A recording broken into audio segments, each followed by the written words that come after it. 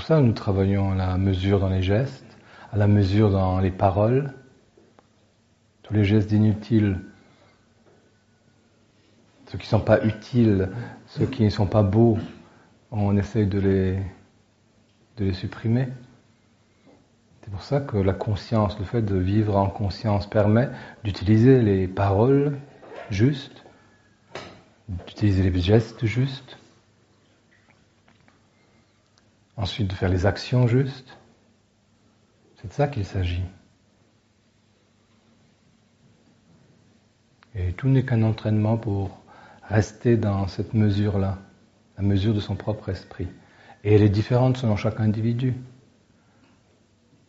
Vous voyez, il est sûr que quelqu'un de nordique, lorsqu'il va s'exprimer, s'exprimera avec moins de paroles qu'un Italien. Mais c'est pas la même mesure pour les deux.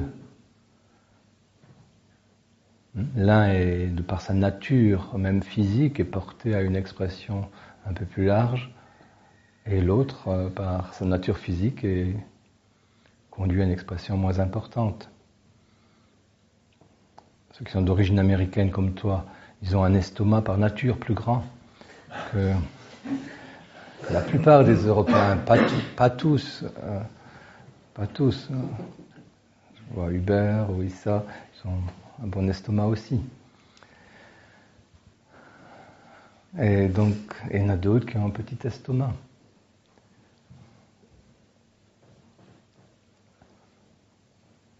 Chacun doit découvrir sa propre nature. Ça, c'est la chose importante. Et il n'y a pas une norme, tu vois. Il n'y a pas une règle pour tout le monde. Il y a la découverte de la règle pour soi.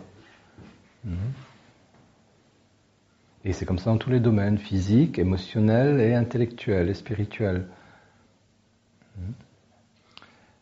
Chacun doit découvrir sa mesure. Mais en même temps, il y a à nouveau des choses qui sont favorables à cette mesure et d'autres qui sont très défavorables. La droiture, par exemple, et l'authenticité, la sincérité, c'est favorable. L'hypocrisie, la médisance, la calomnie, ça sont des choses qui sont extrêmement défavorables.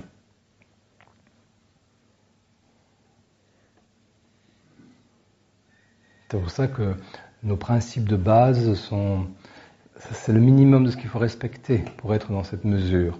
Après, tout le reste, c'est des petits débordements à droite ou à gauche, mais qui se corrigent facilement. Mais le premier principe, c'est connais-toi toi-même. C'est-à-dire qu'il faut être dans un mouvement de connaissance de soi. Et ce mouvement passe obligatoirement et nécessairement par l'observation de soi. On ne peut pas y arriver autrement. Et ça conduit à être un peu plus tranquille, parce qu'on est obligé de s'observer un peu. Et s'observant, on ralentit l'ensemble de ce qu'on fait. Donc on sort un peu de l'agitation, extérieure et intérieure. Et donc le deuxième principe, c'est rien en excès. Et il suit tout de suite le premier.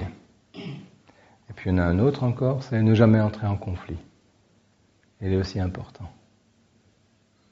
Avec ces trois principes-là, si tu appliques ces trois principes-là, c'est pas mal.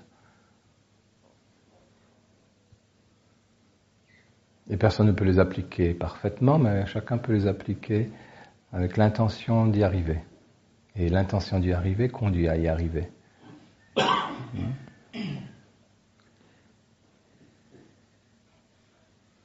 Et ensuite, il y a des gens qui sont un peu plus évolués encore et qui peuvent travailler toutes ces choses dans le détail.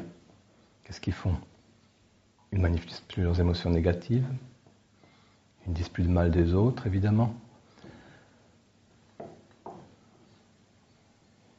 Et ils commencent à appliquer les attitudes nobles telles qu'elles sont décrites dans les stances. Ça, c'est beaucoup de détails.